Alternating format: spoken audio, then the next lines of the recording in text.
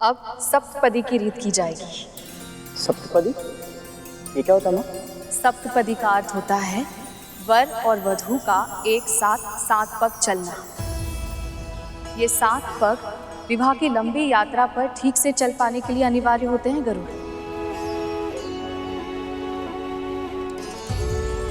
प्रथम पग अन्न की वृद्धि के लिए होता है। अन्न का उत्पादन, अन्न की रक्षा और अन्न का सदुपयोग जो कर सकता है वही सफल गृहस्थ हो सकता है। अधिक पका लेना, झूठन छोड़ना और स्वच्छता का ध्यान न रखना, इन सभी बातों से स्वास्थ्य की हानि होती है। इसलिए आहार की सात्विकता का उचित ध्यान रखना दाम्पत्य जीवन का मुख्य उत्तरदायित्व है। दूसरा पग शारीरिक और मानसिक बल की वृद्धि के लिए होता है।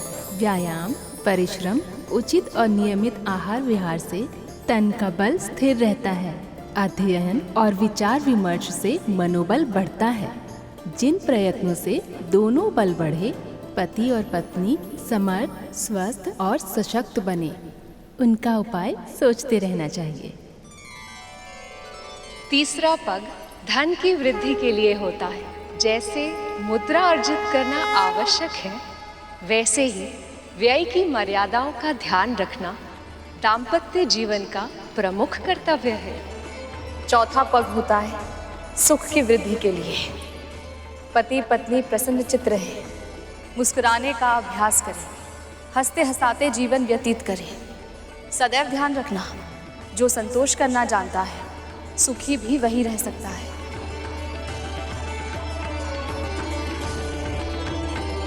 पांचवा पग परिवार पालन की नीति सिखाने के लिए होता है। छोटे बड़े सभी के साथ उचित व्यवहार किया जाए।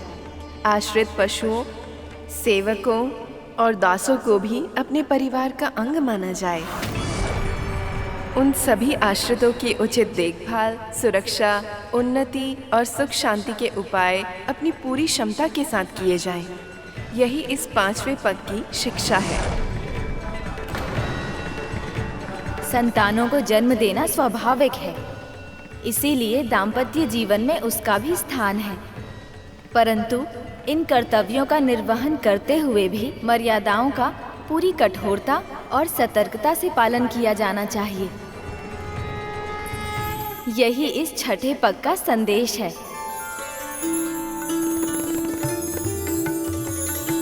और ये 7वां पग मित्रता को स्थिर रखने और बढ़ाने के लिए होता है। पति पत्नी दोनों ही ये ध्यान रखें कि उनकी ओर से कोई त्रुटि तो नहीं हो रही। साथ ही अगर कोई भूल कर भी रहा हो तो उसका उत्तर कठोरता से नहीं बल्कि सच्चता और सहृदयता के साथ दिया जाना चाहिए। दुष्टों के साथ दुष्टता की नीति सांसारिक व्यक्तियों के साथ एक सीमा तक अपनाई जा सकती है, परंतु अपने साथी का हृदय जीतने के लिए उदारता, सेवा, सौजन्यता और क्षमा जैसे शस्त्र ही उपयोग में लाने जाने चाहिए। सप्तपदी में 7 पग बढ़ाते हुए 7 सूत्रों को आत्मसात करना होता है। इन आदर्शों और सिद्धांतों को यदि पति पत्नी अपना लें और इस मार्ग पे चलने के लिए पग से पग मिलाकर अग्रसर होने की ठान लें, तो दाम्पत्य जीवन की सफलता में संदेह की संभावना ही नहीं बचती।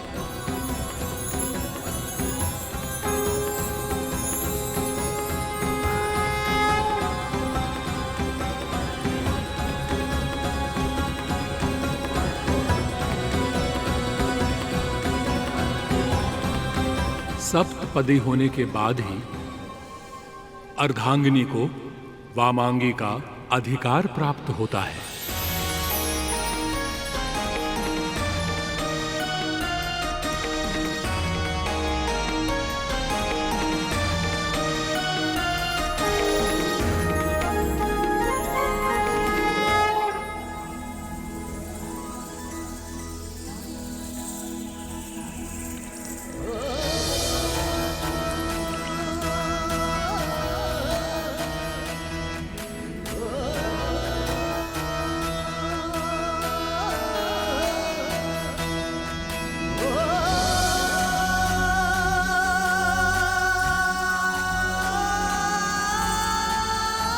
अब देवी लक्ष्मी की मांग में सिंदूर डालने की विधि आरंभ होगी।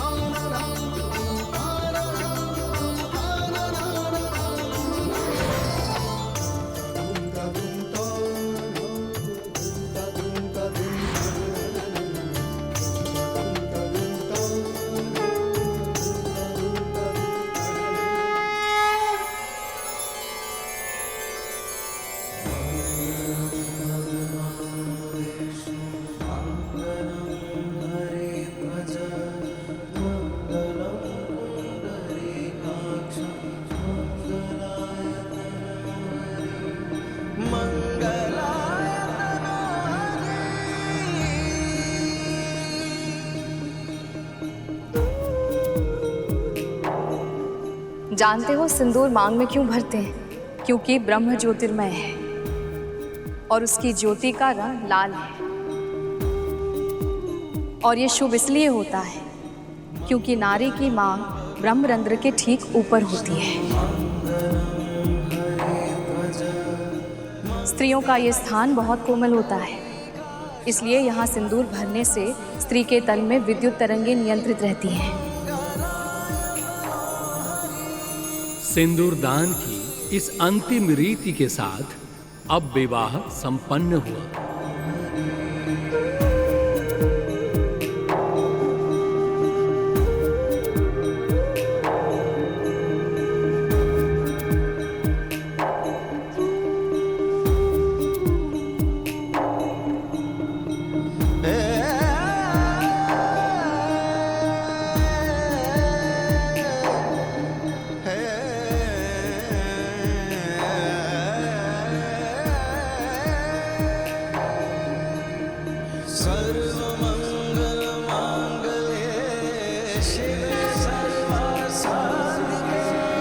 इस विवाह और इस दृश्य को देखकर मेरा जीवन धन्य हो गया।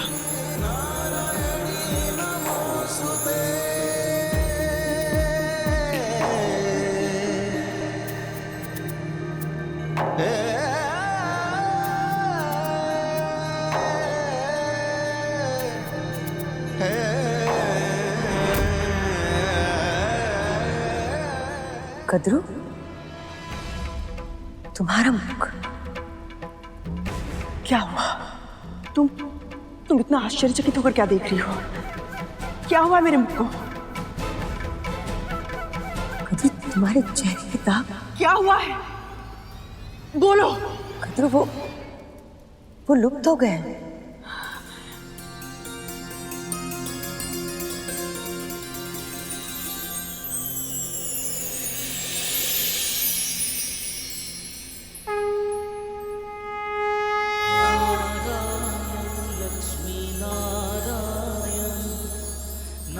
धन्यवाद प्रभु विष्णु, धन्यवाद। माता लक्ष्मी, आपको कोटि कोटि धन्यवाद।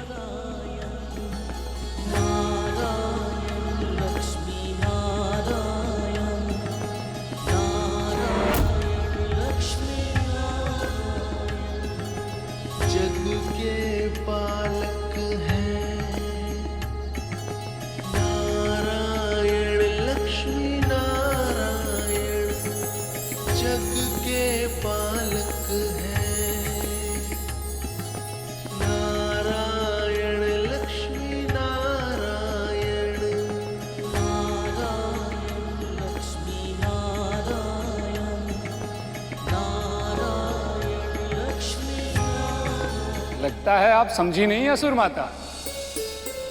ये महिमा प्रभु विष्णु और माँ लक्ष्मी की है। आज विवाह इनका हुआ है, पर जो अतिथि पूरे मन से सम्मिलित हुए हैं, अब उन सबका कल्याण होगा। नारायण नारायण। सत्य कहा मुनिवर। केवल आज ही नहीं, आज से अनंत काल तक जो भी पूरे मन से और सच्ची श्रद्धा से लक्ष्मी नारायण का ध्यान करेगा, उसके जीवन में सुख, समृद्धि और शांति का वास होगा। उसके सारे मनोरथ सफल होंगे, सभी इच्छाएं पूरी होंगी।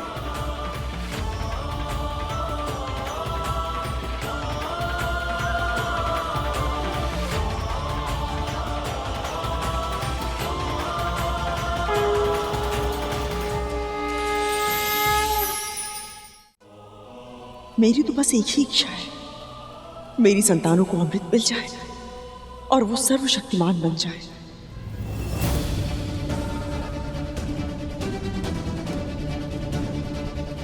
माया का खेल भी कितना अनोखा है, कितनी शीघ्र घेर लेती। अभी कुछ क्षण पहले तक कद्रू के मन में केवल भक्ति थी, किंतु इच्छाओं ने फिर से इसे अब जकड़ लिया। पर प्रभु, जब तक ये अपने दोषों से मुक्त नहीं होती, विंता और गरुड़ अपने दासित्व से मुक्त कब होंगे?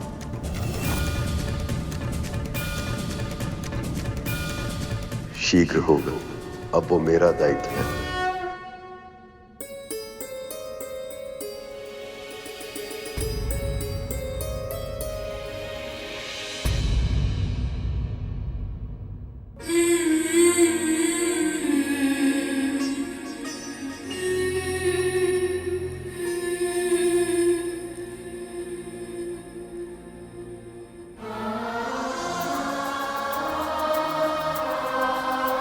रो क्यों रहा है तू? मुझे दासी के इन वस्त्रों में देखकर? ये तो होना ही था ना गरुड़। परंतु क्यों मां?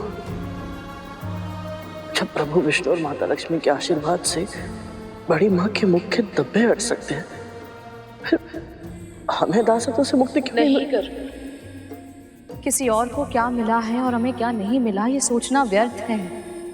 मैं अपने जीवन में ये भूल एक बार कर चुकी हूँ, जब मैंने अपने सौभाग्य से प्रसन्न होने के स्थान पर अपना ध्यान कद्रू दीदी के सुख पर केंद्रित कर दिया था, जिससे मेरे मन में ईर्ष्या के महापाप ने जन्म ले लिया था। गरुड़, मैं नहीं चाहती तो भूल कर भी वही भूल फिर से दोहरा दे।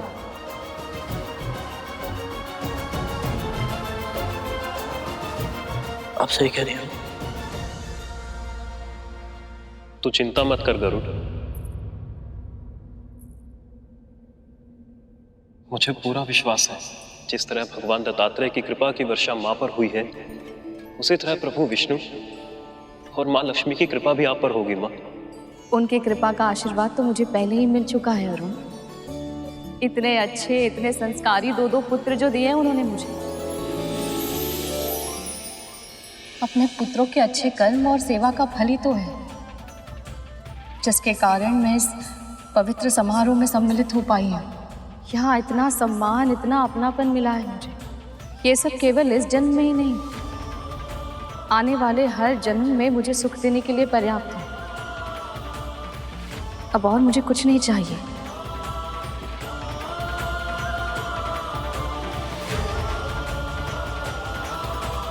जब आपके सुख का दायित्व स्वयं प्रभु विष्णु के लिए है, तो अब कोई संकट, कोई पीड़ा आपको छू नहीं पाएगी।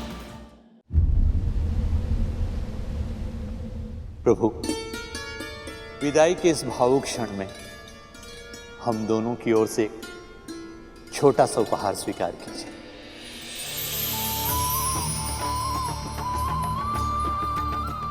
इसकी कोई आवश्यकता नहीं है पिताजी। ये मणि उस सम्मान का प्रतीक है जो आप सबने मुझे दिया है। आज मैं अपनी पुत्री के साथ साथ इस मणि को भी आपको सौंप रहा हूं। आपकी पुत्री मेरे हृदय में वास करती है।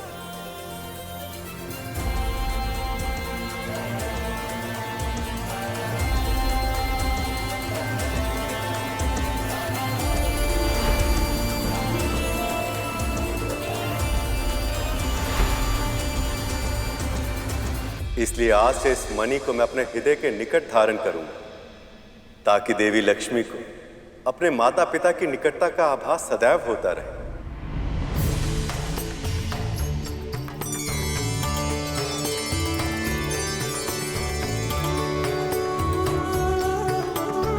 सारे संसार की श्री को हम दोनों भला दे ही क्या सकते हैं। फिर भी पुत्री, इसे हमारी प्रेम की भेंट समझकर स्वीकार कीजिए।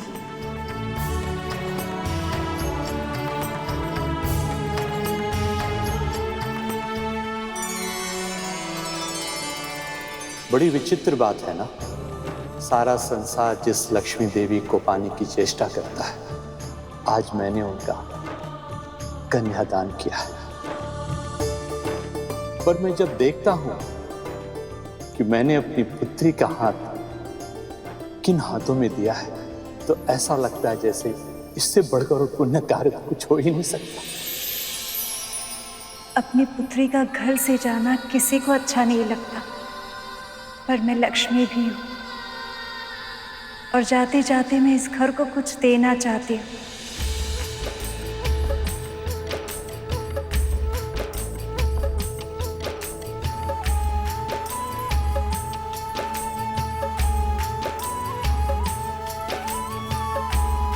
ये खिल प्रसन्नता का प्रतीक है जो मुझे इस घर ने दिया है।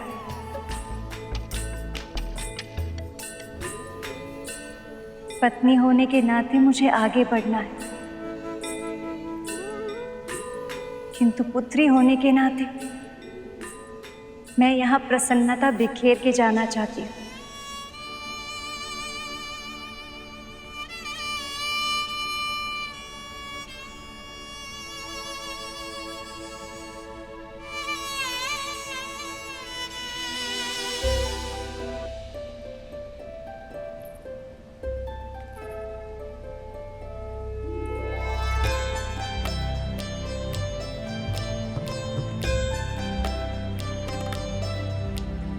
सुमनत वंदित सुंदरी माधवी चंद्र सहोदरी है ममाए मुनि गण वंदित मोक्ष।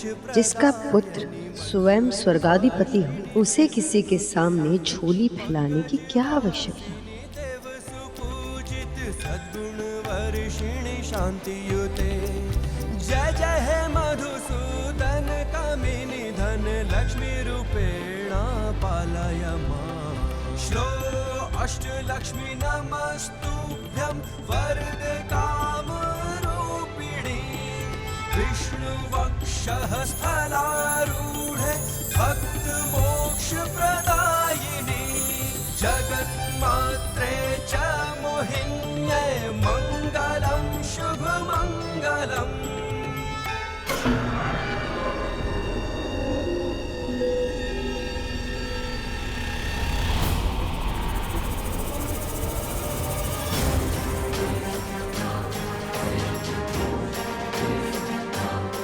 बस एक था ना, इससे क्या होगा।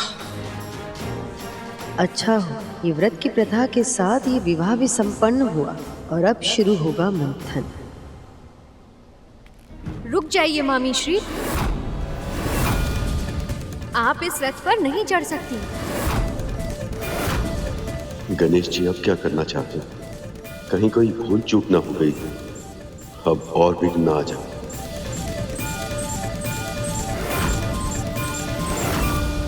क्या हुआ गणेश,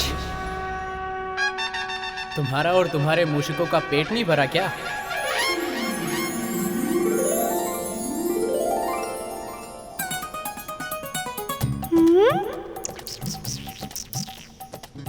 पेट तो भर गया भ्राता, किंतु मन नहीं भरा।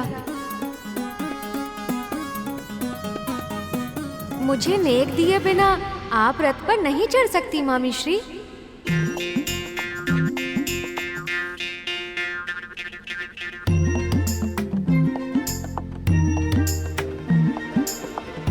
स्वामी, अभी तो आपने वचन दिया था कि सारी परिस्थिति में आप मेरे साथ रहेंगे, और अभी आपने मुझे अकेला छोड़ दिया। मैं आपके साथ ही हूं देवी, और सदैव आपके साथ रहूंगा। किंतु छोटे भांजे ने आपसे नेक मांगा है, ये उसका अधिकार है, ये तो आपको अवश्य देना होगा।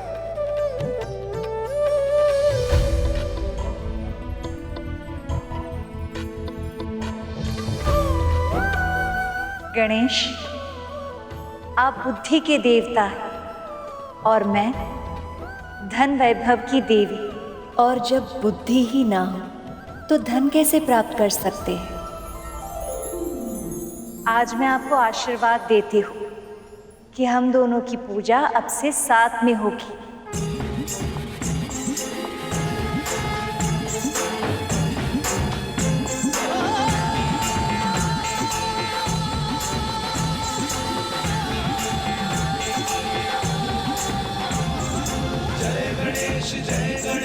जो हम दोनों का स्मरण साथ में करेगा वो ज्ञान और सफलता दोनों पाएगा, सदैव सुखी रहेगा।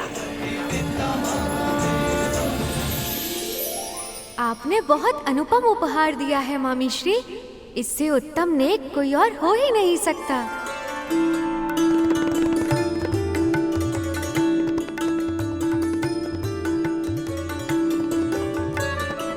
आइए देवी।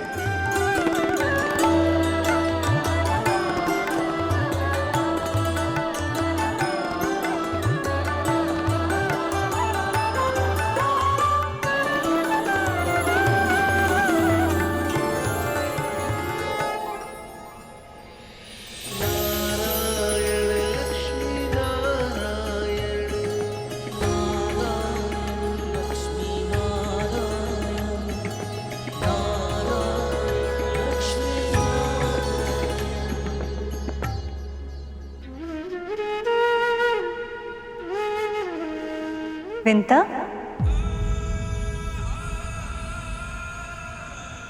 तुम वहां क्यों खड़ी हो? तुम्हें हमारे साथ वैकुंठ चलना है। मैं वैकुंठ, प्रभु विष्णु के धाम?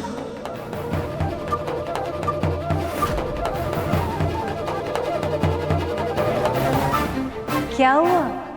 चौंक क्यों गई? विवाह हुआ है पर वैकुंठ में भी तो रीतियां होंगी ना। जिस प्रकार इतने अच्छे से तुमने मेरी यहाँ सहायता की, वहां वैकुंठ में भी तो करोगी ना। सदैव विंता को मुझसे अधिक महत्व मिलता है।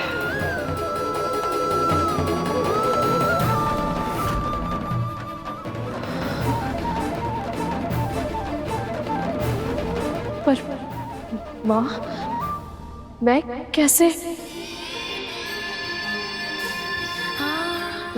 नहीं माँ, मैं नहीं आ सकती वहां।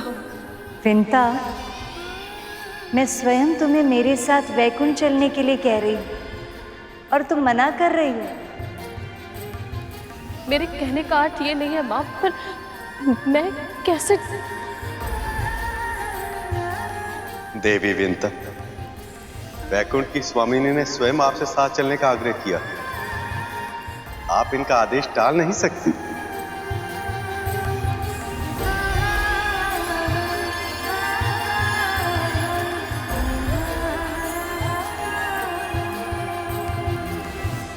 प्रभु, स्वागत की तैयारियां करने के लिए हमें आपसे पहले पहुंचना होगा। आज्ञा दीजिए।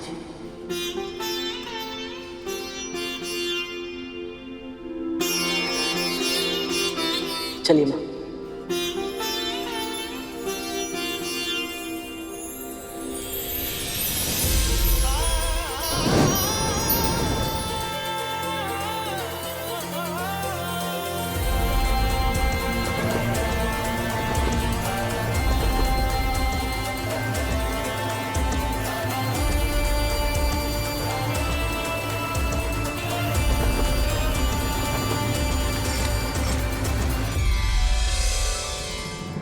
रुको कद्रू,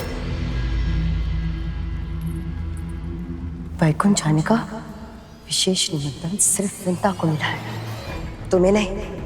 और मुझे नहीं लगता कि तुम्हें जाना चाहिए। तुम स्वयं भी तो बिना निमंत्रण के यहाँ आई थी ना। और स्वयं तुमने भी देखा ना कि इन सब ने मेरे साथ कैसा व्यवहार किया। इन सब ने मेरी उपेक्षा की है, पर मैंने कैसे भी करके अपने क्रोध पर नियंत्रण कर लिया। क्या तुम कर पाओगी कद्रू? व्याकुंठ में जाकर अगर तूने विंता के लिए कुछ भी बुरा कहा या सोचा तो ना जाने परिणाम क्या होगा।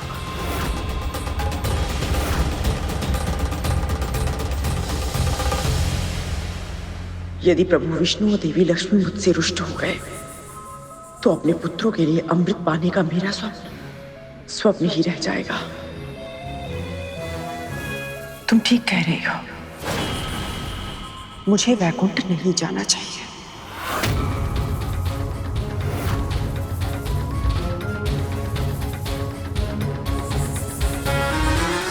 तू जितना उड़ना चाहती है विंता उड़ ले। एक बार, बस एक बार मेरे पुत्रों को अमृत मिल गया तो फिर उन्हें तेरे करुण से कोई संकट नहीं होगा। फिर तब अपने हर अपमान का बदला लूंगी तुमसे।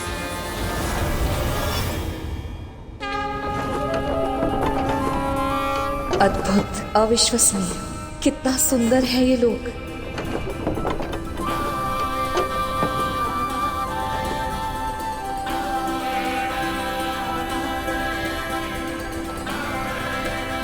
आज तक केवल इसके स्वप्न देखे थे मैंने। सदैव सोचती थी कि कैसा होगा वैकुंठ।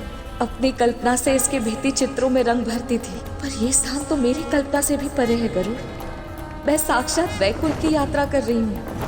ये सब तेरे कारण ही संभव हुआ है पुत्र।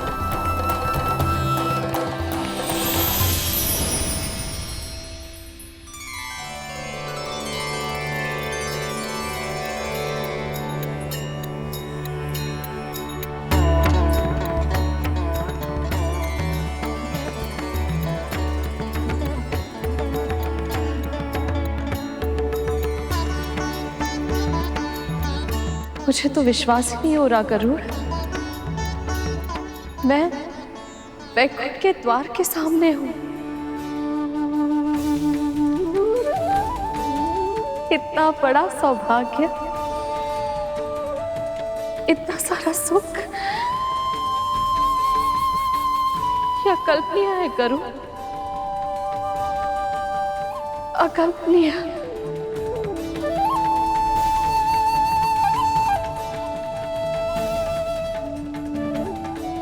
विंता, आओ आओ। अच्छा हुआ तुम तनिक पहले ही आ गई। एक बार तुम भी देख लो, गृह प्रवेश की कोई सामग्री छूट तो नहीं गई? मैं? हाँ, मैं कैसे देखूं? अरे चलो भी। ये देखो।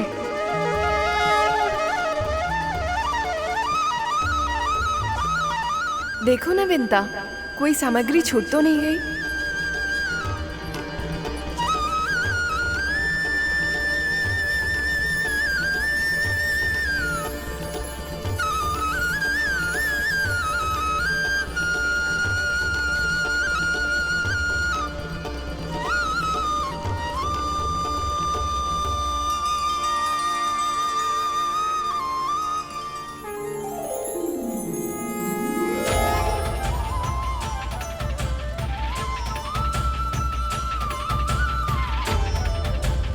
माँ, प्रभु विष्णु और माता लक्ष्मी आ गए।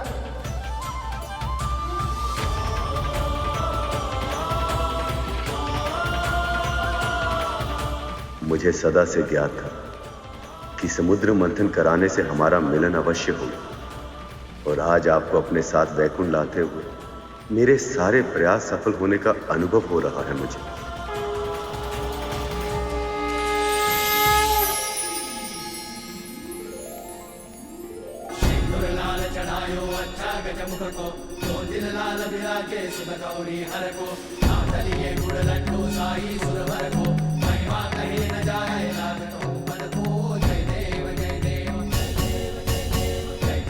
पूजा स्वीकार करें गणपति, भीतर पधारें।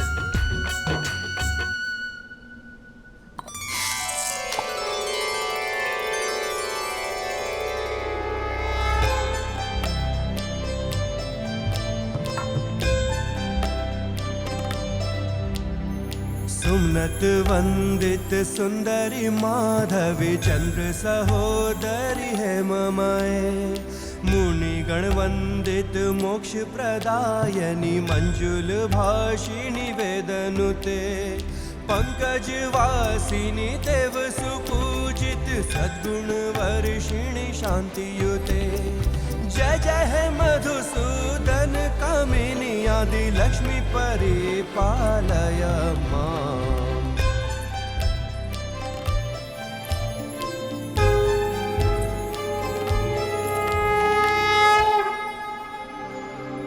माँ अरुंधति, माँ अनुसुया, जिस आत्मीयता से आपने मेरा स्वागत किया उससे मैं अभिभूत हो गई। गरुड़, विंता, तुम दोनों अपनी कर्तव्य पूरी निष्ठा के साथ निभाते हो और वो बहुत प्रशंसनीय है।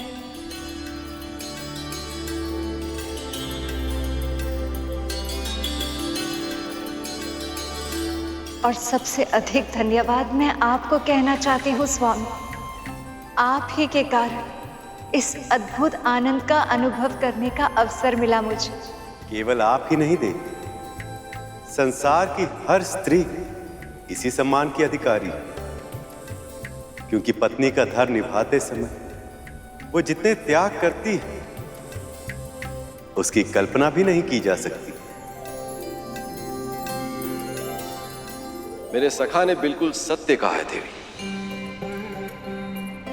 एक कन्या जिस घर में पली बड़ी होती है उस घर को, माता पिता को, भाई बहन सखी संबंधियों को, सभी को छोड़कर वो एक अपरिचित व्यक्ति के साथ अपना पूरा जीवन बिताने के लिए तैयार हो जाती है, केवल एक आश्वासन के सहारे।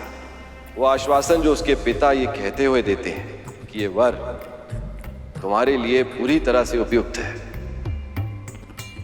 पूरे विश्वास से कन्या अपने पिता के वचन को अपना जीवन मान लेती है। सब कुछ त्याग कर वो एक नया जीवन लेती है। ससुराल में पग रखते ही पति के सभी संबंधी उसके अपने हो जाते हैं। सत्य तो यह है देवी कि एक स्त्री ही है जो अपने सृजन की शक्ति से कुल को आगे बढ़ा सकती है, अपने पति को अपने माता पिता के ऋण से आंशिक रूप से मुक्त कर सकती है। स्त्रियां बिना कुछ मांगे पुरुषों पर अपना सब कुछ न्यौछावर कर देती है।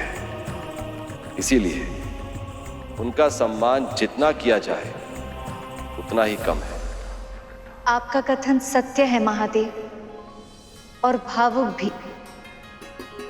जिस प्रकार आप सभी ने मेरा गृह प्रवेश किया उससे न केवल मुझे प्रसन्नता हो बल्कि मेरे भीतर आत्मविश्वास का संचार भी किया कि वधू होने के नाते मैं अपने उत्तरदायित्व अच्छे से निभा सकती हूँ। मायके से ससुराल जाते समय संसार की हर स्त्री को इसी आत्मविश्वास की आवश्यकता होती है।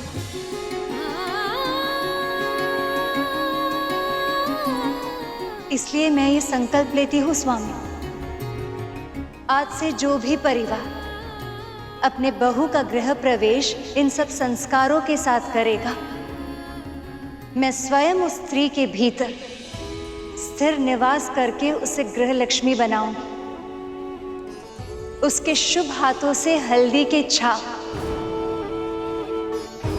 उस घर के कष्ट और रोगों को मुक्त करेंगे। अक्षत बिखेरने से उस घर में संपन्नता और प्रसन्नता बिखरेगी और आलते से रंगे हुए उसके पदचिह्न उस घर को धर्म और सफलता का मार्ग दिखाएंगे।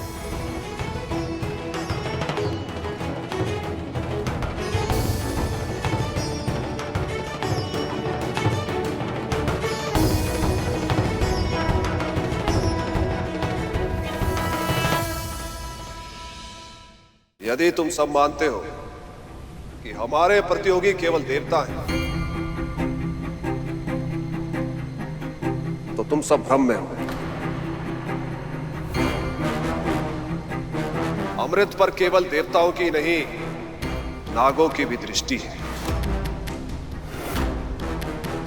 और नाग ही क्यों, जो भी प्राणी एक निश्चित आयु लेकर इस संसार में आता है और अपना समय पूरा होने के बाद पंच तत्वों में विलीन हो जाता है, हर वो प्राणी इस अमृत को पाना चाहेगा। इसीलिए हमारा पूरा ध्यान अपने लक्ष्य पर केंद्रित होना चाहिए,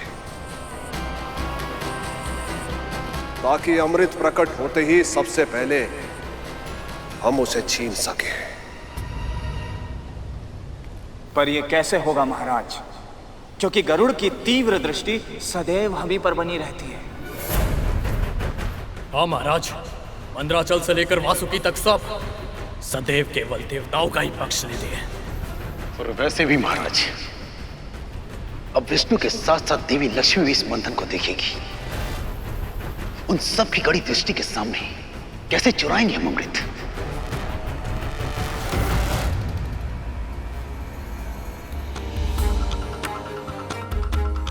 नारायण नारायण।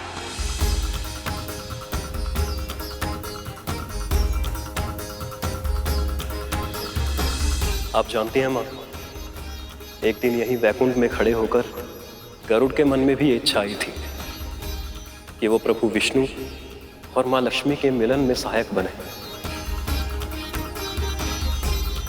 ठीक उसी तरह आज आपके मन में जो भी विचार आया है वो भी अवश्य पूरा होगा मां।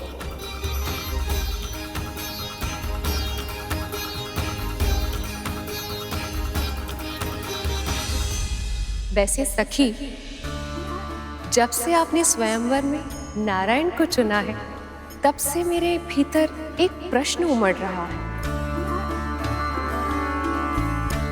कहाँ तो आप मृगनयनी, मनमोहक लाल गालों वाली रूपमती देवी, और कहाँ ये नारायण जो कभी तो सलोने दिखाई देते हैं और कभी सांवला श्याम रंग धारण कर लेते हैं। आप कमल पुष्प पर विराजती हैं और ये विशाल सर्प पर।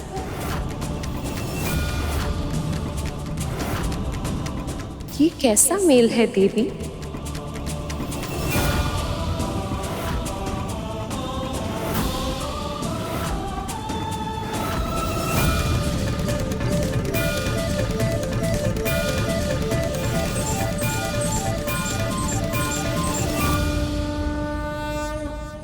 माँ पार्वती, आप प्रभु के बारे में ऐसा कैसे कह रही हैं?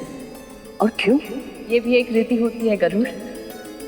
नंदे और भाभियाँ नववधू से उपहास करती हैं ताकि उसे ससुराल में हिचकिचाहट ना हो और वो अपने मन की बात सबके सामने रख पाए।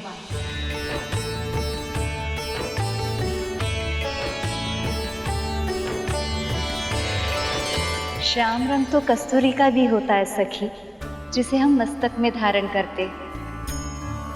मेघ भी तब वर्षा करता है जब उनका रंग श्याम हो। और एक बात तो भूल गई सखी, सबसे विशेष कमल का रंग भी श्याम है। और गालों की लाली का क्या कहना, लाल तो कौवे की जीभ भी होती, पर वो हमेशा बोलता है कर्कश स्वर में। इसलिए ये मेल अनमोल है।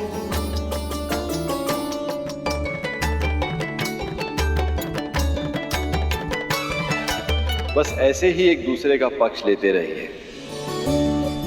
एक दूसरे का साथ देते रहिए।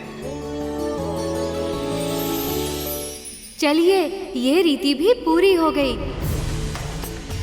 अब प्रथम रसोई की रीति भी कर लेते हैं। अभी लाई।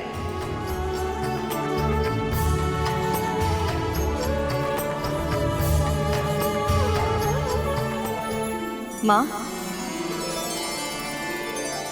मैं भी चलती हूँ आपके साथ, आपकी सहायता करने। विंता, ये कैसे संभव है? ये मेरी पहली रसोई की रीति है, तुम भोजन कैसे पकाओगी? कहीं तुम्हें ऐसा तो नहीं लग रहा कि मुझे भोजन पकाना आता ही नहीं? नहीं नहीं माँ, मेरे कहने का अर्थ ये नहीं था। मैं तो बस आपकी सहायता करना चाहती हूँ। विंता, तुमने अनगिनत बार हम सबको भोग लगाया है।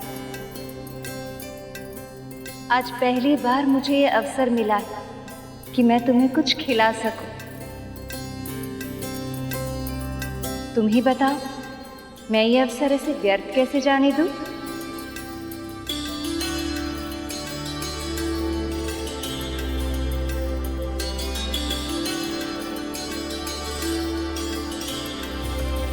माँ लक्ष्मी रसोई में कार्य करके पकवान बनाए और मैं उन्हें ग्रहण करूं, जो कभी स्वप्न में भी नहीं देखा था, जिसकी कल्पना भी नहीं की थी, वो सत्य हो रहा है गरुड़। भगवान को भोग लगाकर जब मन को इतनी प्रसन्नता मिलती है, तो उनके हाथों से भोग खाकर तो ये जीवन तृप्त हो जाएगा पुत्र।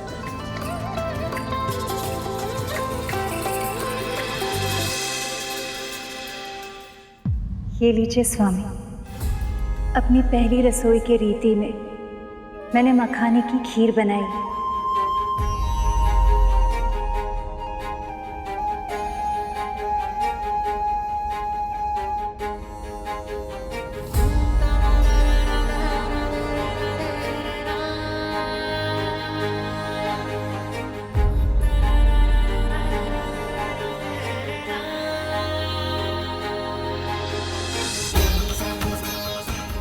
आप सब खा क्यों नहीं रहे? जब भक्त भगवान को खिलाए बिना स्वयं नहीं खाता, तो हम अपने भक्तों को खिलाए बिना कैसे खा सकते?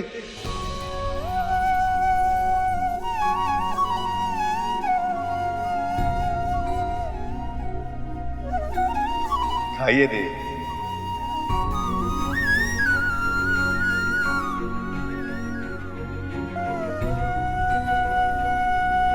अपने प्रिय के हाथों से बनी खीर खाने के लिए और कितनी प्रतीक्षा करवाएंगी आप मुझसे?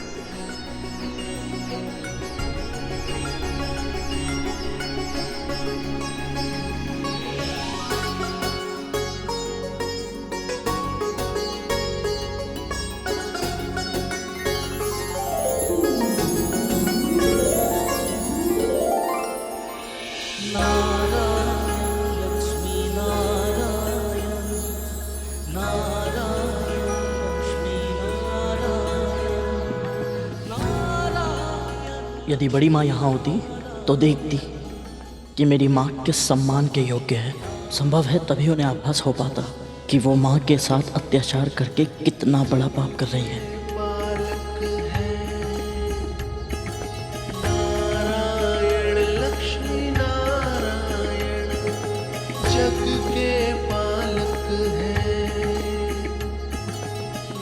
वैसे तो इस संसार में जो भी धन है वो आपका ही है और आपसे ही है, परंतु ये रीति है। पहली रसोई के बाद नेक की प्रक्रिया आवश्यक है। इसीलिए हमारे परिवार की ओर से ये भेंट स्वीकार कीजिए।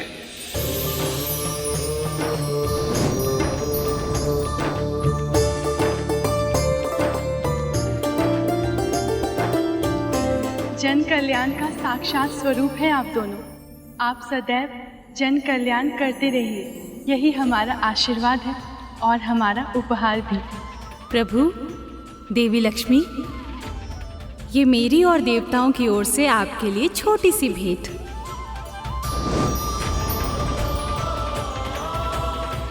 मैं प्रभु विष्णु और माता लक्ष्मी को क्या भेंट दूं? अब हमें प्रस्थान की आज्ञा दीजिए।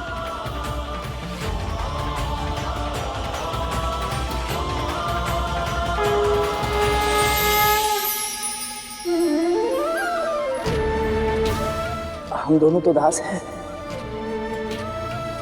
हम आपको क्या दे सकते हैं भला? तुम दोनों ने हमें पहले ही उपहार दे दिया है, अपनी भक्ति का उपहार।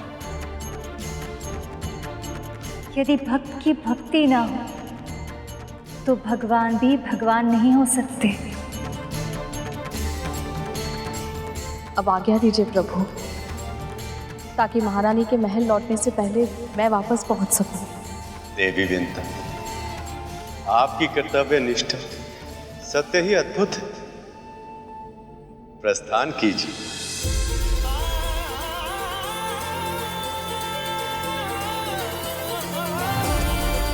मेरे लिए क्या आज्ञा है प्रभु? तुम्हारा संदेश सही था गरुड़। असुरों ने मंथन का प्रयास इसलिए किया था ताकि वह अमृत को अकेले ही पा सके, किंतु वह विफल हुए। इसलिए अब उनकी इच्छा और भी तीव्र हो गई है और वह अमृत को चुराने के लिए किसी भी सीमा तक जा सकते हैं। अब यह हमारा दायित्व है गरुड़। हमें यह सुनिश्चित करना होगा कि अमृत अयोग्य के हाथों में न जाए। ऐसा ही होगा प्रभु। अमृत उसे ही मिलेगा जिसे आप चाहेंगे।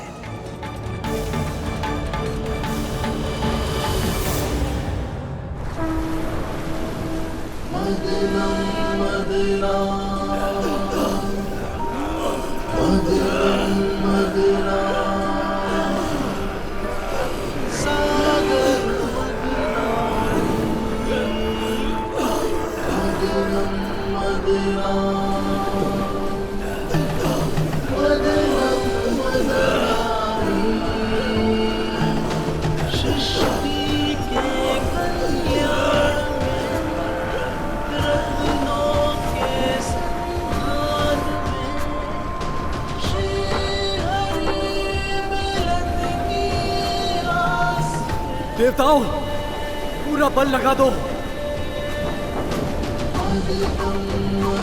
असुरों, रक्त का एक एक कण झोंक दो, क्योंकि अब निकलेगा अमृत।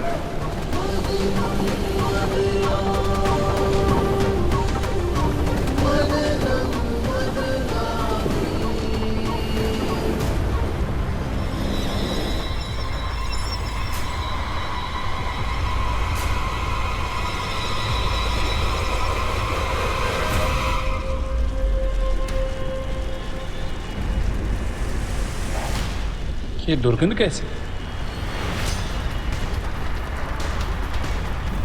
ये कैसी दुर्गंध है देवराज?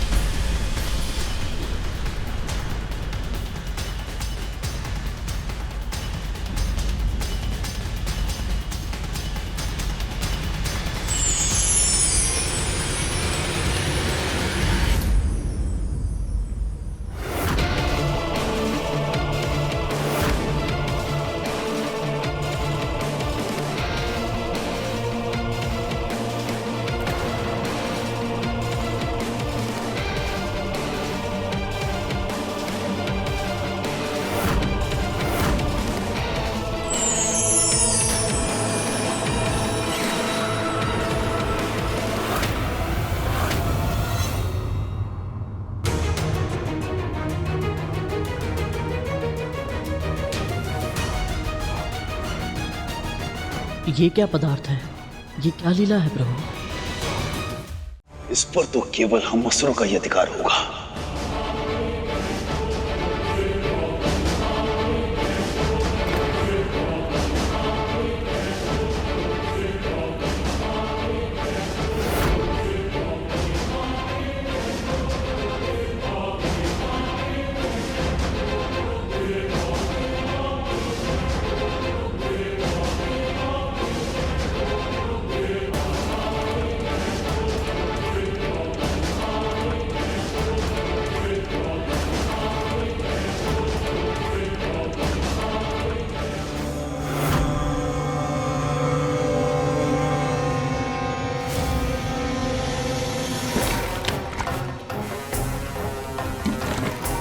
असुरों, ये अमृत नहीं है, वारुणी है।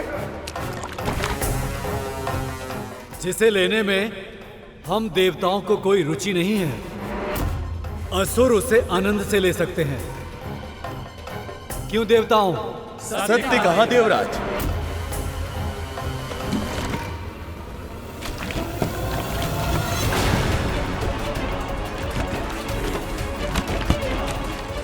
देखिए प्रभु, देवताओं ने अपनी सूझबूझ से इस समस्या को टाल दिया। आपने सही कहा लक्ष्मी, ये उनके सात्विक गुण है। किंतु असुर अपने तांत्रिक अवगुण के कारण समस्या को स्वयं ही निमंत्रण दे रहे हैं।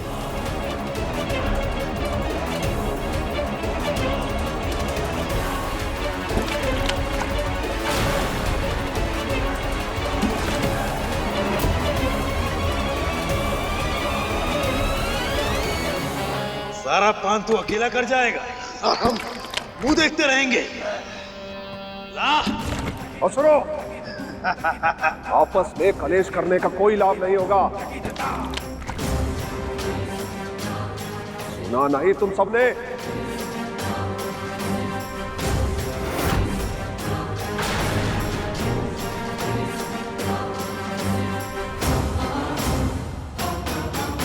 महाराज बलि का भी आदेश नहीं मान रहे। ये वस्तु क्या है प्रभु? ये कौन सी वस्तु है जिसने असुरों को भी उन्मत्त कर दिया है? ये वारुणी है गरुड़। मदिरा संसार के सबसे आकर्षक, सबसे नशीले द्रवों अर्थात पेय पदार्थों में से एक है। यह व्यक्ति के मन की सभी दुविधाओं, सारी हिचक को दूर करता है। यह संसार के सभी कष्टों और कठिनाइयों को भुला देता है। जो भी इसका पान करता है उसे परम आनंद की अनुभूति कराता है ये द्रव्य। प्रभु, यदि ये द्रव्य इतना आकर्षक है तो फिर देवताओं ने इसकी एक भी बूंद पाने में तनिक भी रुचि क्यों नहीं ली? ऐसा इसलिए शेष, क्योंकि एक बार जिसने भक्ति के आनंद का आभास किया हो, उसे परम आनंद के लिए मदिरा जैसे इंद्रियों को शिथिल करने वाले और विवेक का नाश करने वाले मादक पदार्थों की आवश्यकता नहीं होती। संसार में ऐसा भी कुछ है जो असुरों को अमृत भी बुला दे? ये तो मैं सोच भी नहीं सकता था माँ। मदिरा के अतिरिक्त एक और ऐसी मादक वस्तु है जिसे देखते ही दानवों के साथ साथ देव भी अपना सद्बुद्ध खो जाते हैं। जो देवताओं को भी अपने प्रभाव में ले ले, वो वस्तु तो मदिरा से भी अधिक मादक हुई माँ। मदिरा से भी अधिक मद भरी ऐसी कौन सी वस्तु हो सकती है माँ? प्रभु, इस विषय में आपसे अधिक कौन अच्छे से समझा पाएगा, क्योंकि आने वाले समय में आप मोहिनी अवतार धारण करने वाले हैं। वो वस्तु है स्त्री की आंखें।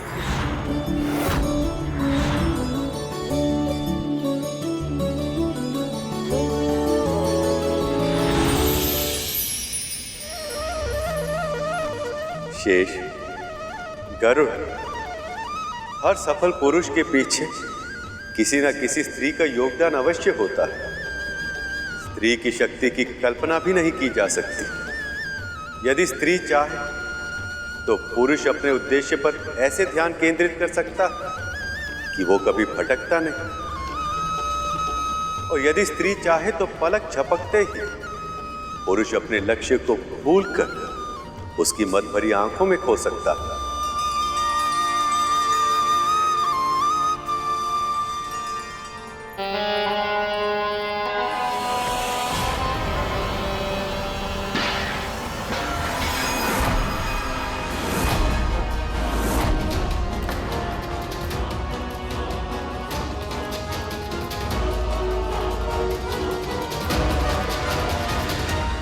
मुझे बजरंग, तुम यहाँ पर किस लिए आए हो? हाँ? तुम्हें अपना ध्यान केवल मंथन पर केंद्रित रखना है। अमृत ही तुम्हारा एकमात्र उद्देश्य होना चाहिए राहु। ये मदिरा वो जाल है जो तुम्हें अपने लक्ष्य से भटकाएगा।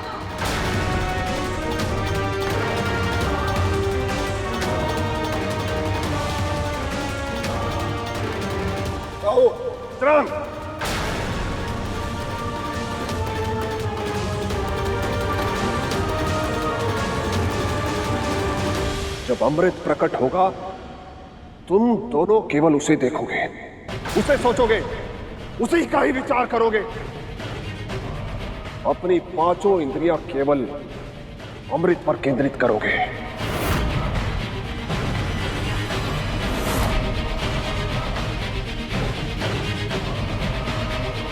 यदि तुम इस योजना में असफल हुए तो हमारी योजना भी असफल हो जाएगी। स्मरण रखना।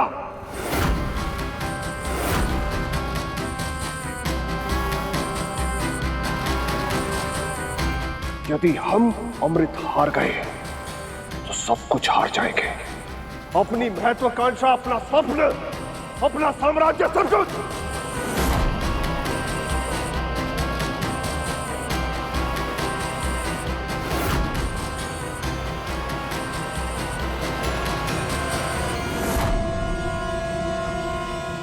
हम समझ गए महाराज। अब आप जो कहेंगे महाराज, बस वही होगा। चलो।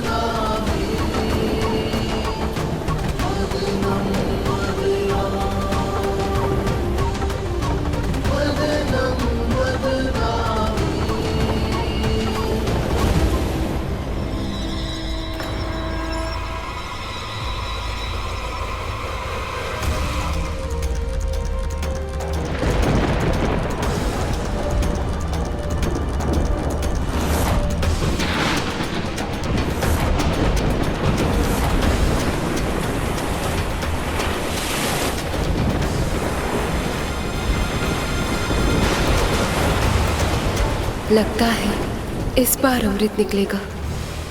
इस अमृत पर मेरे पुत्रों का ही हक है और उसे पाने से मेरे पुत्रों को विष्णु भी नहीं रोक पाएगा।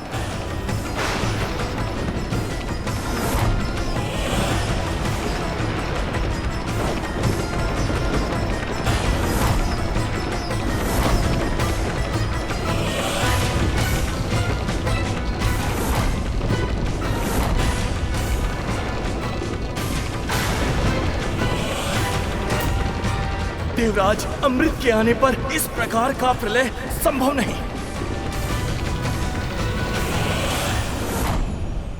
महाराज, इसका तेज असहनीय है। क्या हो सकता है?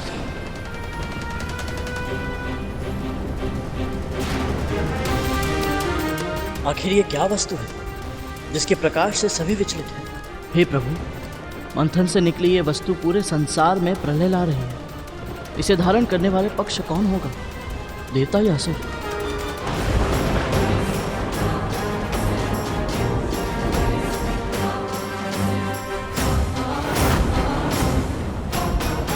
हे प्रभु, अब इस समस्या का निवारण कैसे करें? महाराज, इस नए संकट से कैसे बचे? कोई सुझाव?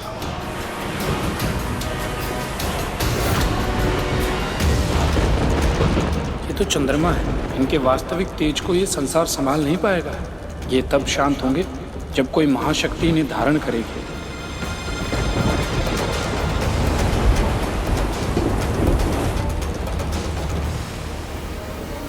जब जब इस संसार पर विकट समस्या का निर्माण हुआ, तब तब एक वही जिन्होंने हमारी रक्षा की।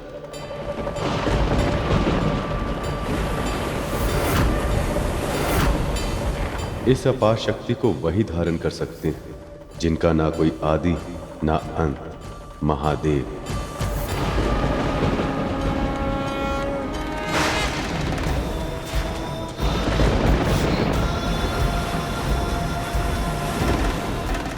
महादेव आइए और हमारी प्रार्थना स्वीकार कर अपनी शोभा बढ़ाइए।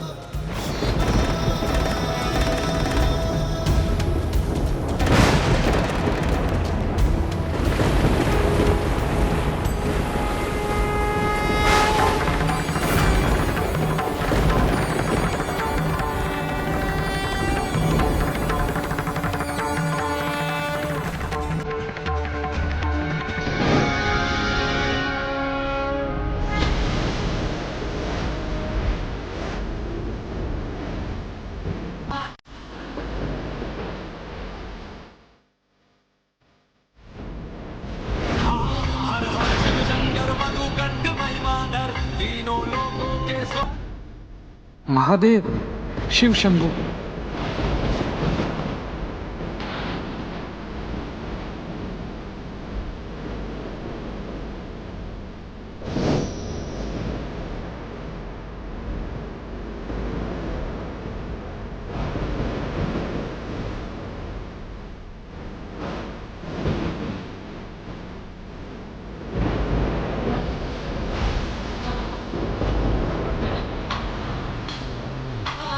हर हर शिव शंकर नीलकंठ गंगाधर आए शरणम तेहारे ज्ञान आसा में शांत बैठे हो मृगने छाए माथे चंद्र बिराजे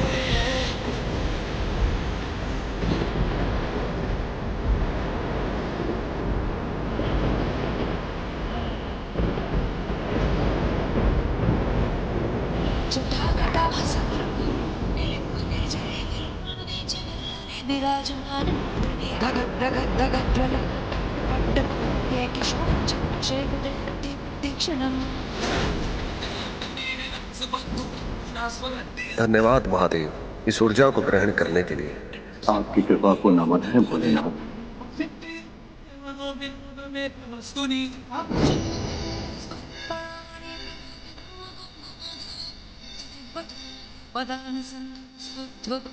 धन्य है आपकी कृपा, धन्य है आपका ये स्वरूप। आज संपूर्ण अवतार धारण कर आपने विश्व को धन्य कर दिया। इस क्षण से संसार आपको चंद्रशेखर के नाम से भी जाने। कल्याण का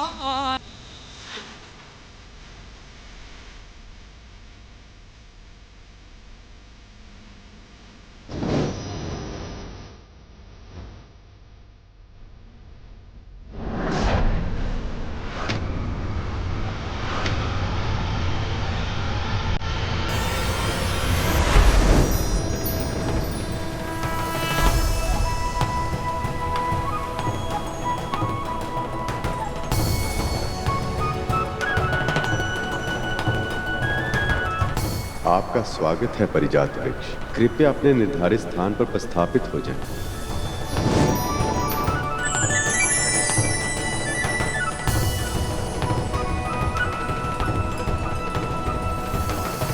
शक्ति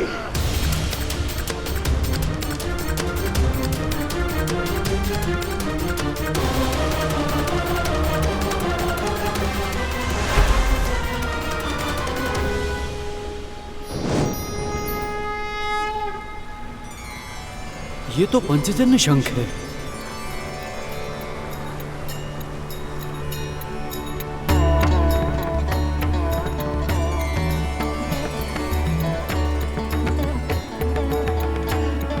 यदि देव और असुर उचित समझे तो मैं ये शंख प्रभु विष्णु को दोनों पक्षों की ओर से भेंट देना चाहता हूं।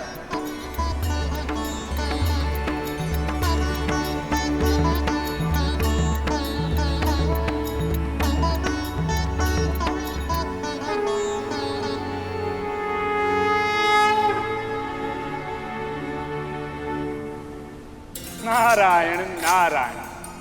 प्रभु, इसे स्वीकार कीजिए।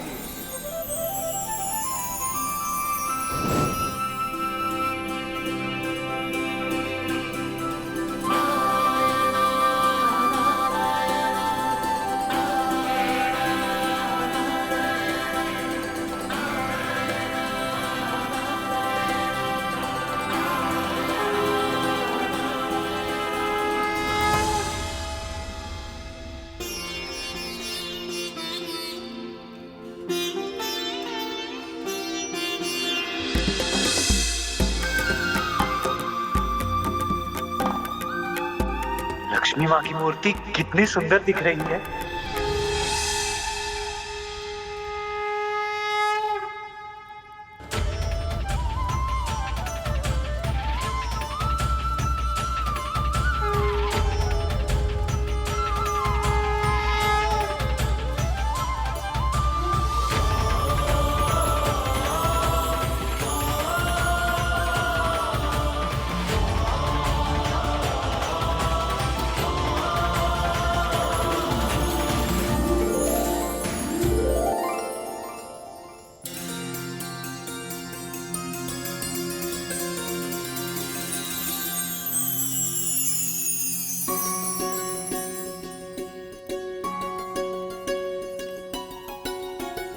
मिठाई?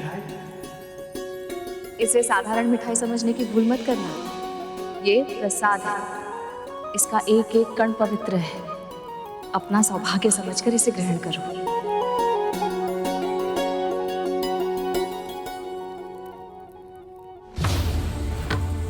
असुरो, बस कुछ क्षण और, अब शीघ्र ही अमृत निकलेगा।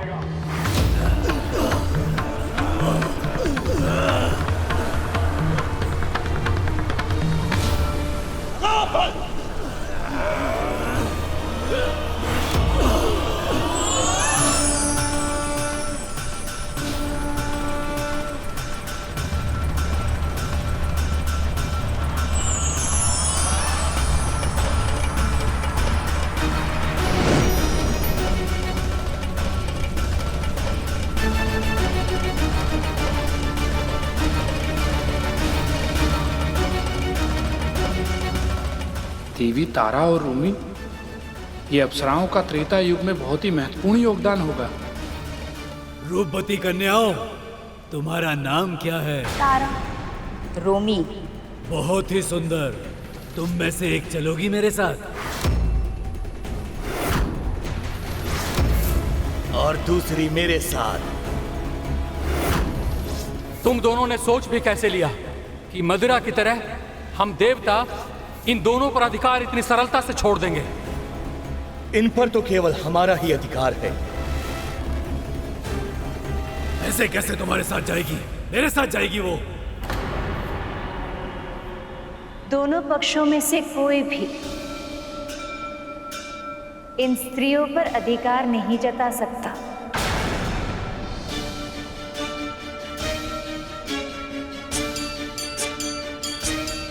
आप दोनों को अपनी इच्छा अनुसार अपना पक्ष चुनने का अधिकार है, और जब तक आप ऐसा नहीं करते आप दोनों स्वर्ग में रहेंगे।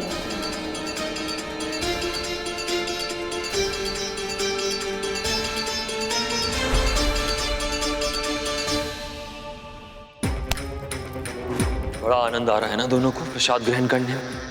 आने दो कर। ऐसा दंड दूंगा, ऐसा दंड दूंगा कि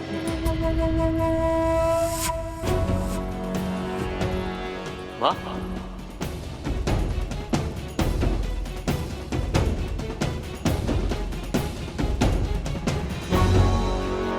माँ आपका मुख तो एकदम साफ हो गया, सारे धब्बे चले गए। ये चमत्कार कैसे हुआ माँ? विवाह कैसा था? बड़ा आनंद आया होगा ना? माँ बताइए ना, आप चुप क्यों हैं? विवाह तो समाप्त हो गया, किंतु मंथन अभी भी चल रहा है। अमृत किसी भी समय प्रकट हो सकता है, और उससे अधिक महत्वपूर्ण मेरे लिए कुछ भी नहीं है। हाँ माँ, पर आपने तो वासुकी भैया के जाने से पहले ही सारी मांगे रख दी थी, तो फिर क्यों आप चिंतित हो रही हैं? क्योंकि मुझे किसी पर विश्वास नहीं है, ना तो देवताओं पे, ना ही असुरों पे। किंतु नारायण पे तो विश्वास है ना माँ?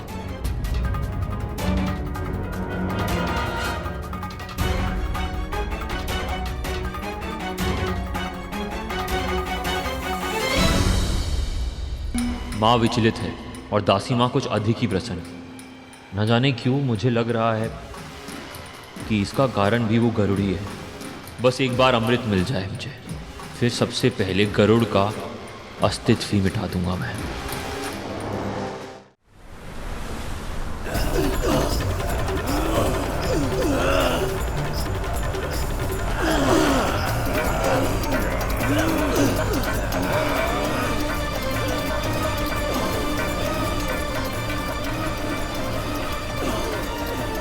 बहुत समय हो गया, अब तो अमृत ही मिलना चाहिए।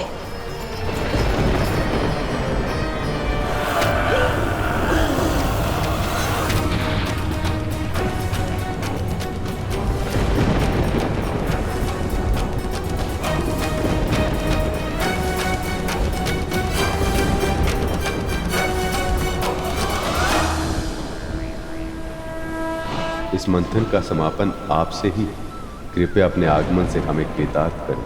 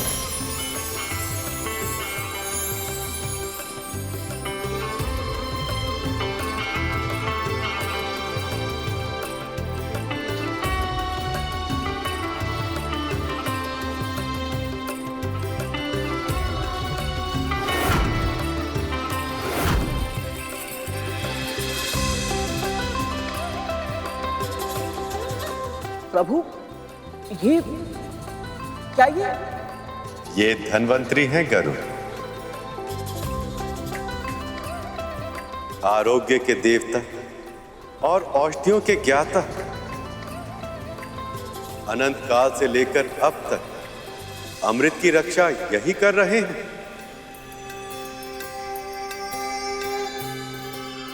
इसका अर्थ यह है प्रभु कि इस कलश में अमृत है।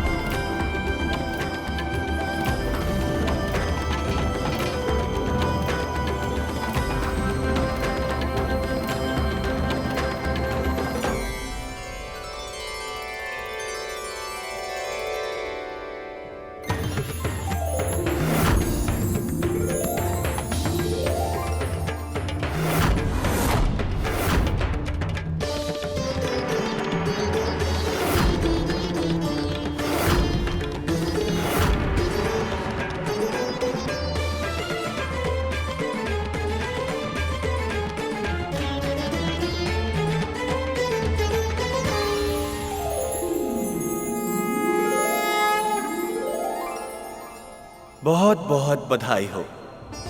एक दूसरे के घोषित शत्रु होने के बाद भी आप सभी देवताओं और दानवों ने संधि की कठिन से कठिनतम चुनौतियों का सामना किया और अपने तन, मन तथा आत्मा तक का बल लगाकर क्षीर सागर के मंथन जैसे महान कार्य को संपन्न किया। असंभव को संभव कर दिखाया है आप सबने। जो अकल्पनीय था उसे घटित होने पर विवश कर दिया है और अब आप सब संसार का अमृत प्राप्त करने के बहुत ही निकट पहुंच चुके हैं।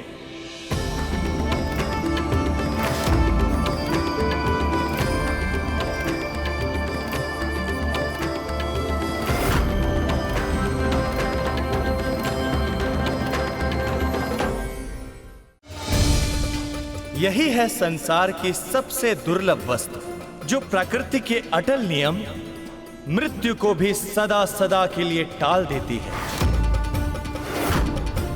रुकिए, मैं जानता हूं आप सब ने इसे पाने के लिए बहुत श्रम किया है, पर यह अमृत केवल उसे ही मिल सकता है जिसके लिए विधाता ने निर्धारित किया है।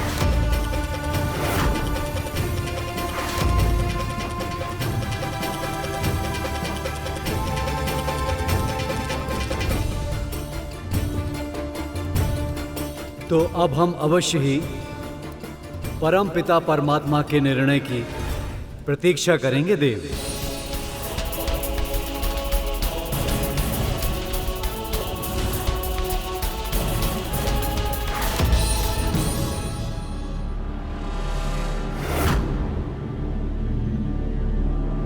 देव धन्वंतरी, आपने इतने वर्षों तक इस अमृत को संभाल कर रखा, इसकी रक्षा की और आज हम सबके लिए इसे यहां लेकर आए हैं। मैं सभी असुरों की ओर से आपके पांव छूकर आपको धन्यवाद देना चाहता हूं।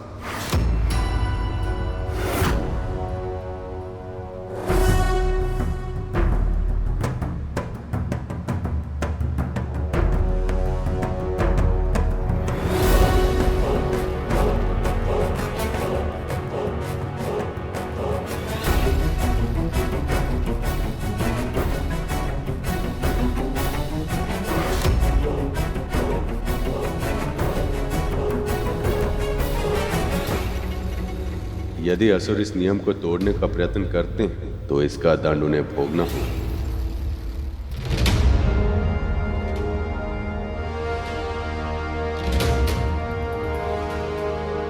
असुर के मस्तिष्क में जरूर कुछ विकट चल रहा है।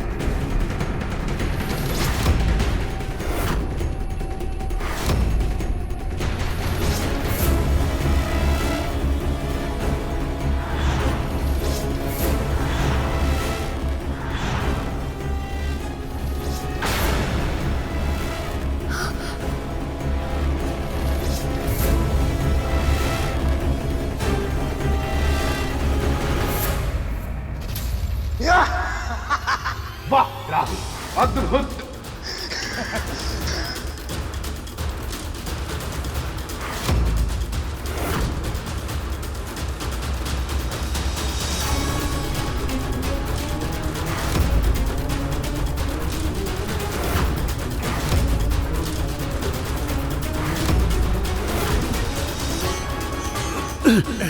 अमृत।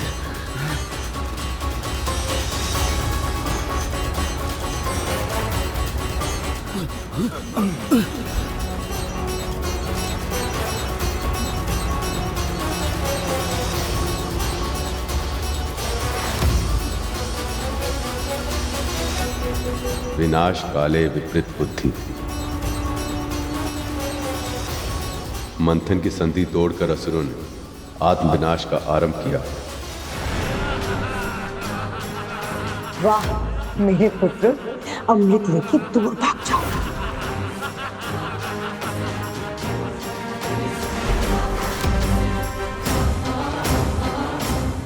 देवताओं, पीछा करो।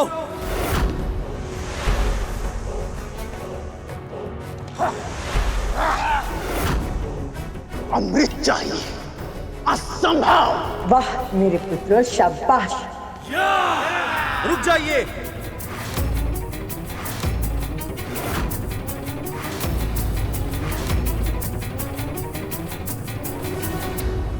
ये क्या किया आपने महाराज बलि?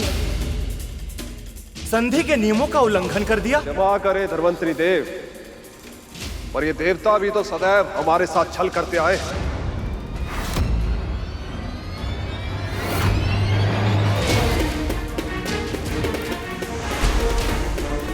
छल? रुको गरुड़, इस समय तुम्हारा हस्तक्षेप करना उचित नहीं होगा।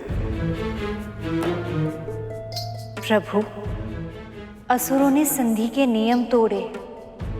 वो जानते थे केवल आप ही है जो अमृत का बंटवारा कर सकते थे, फिर भी जानबूझकर उन्होंने अमृत छीन लिया। हमें इन्हें रोकना ही होगा प्रभु।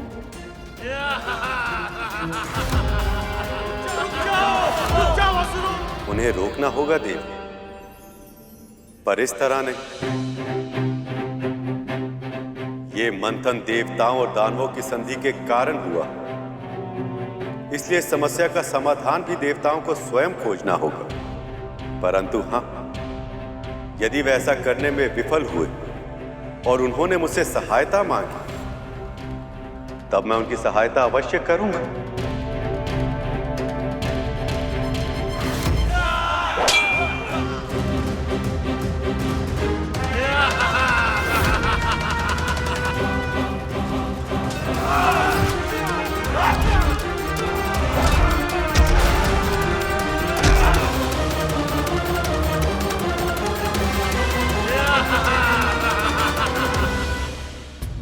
असुर तो बहुत दूर भाग चुके हैं प्रभु।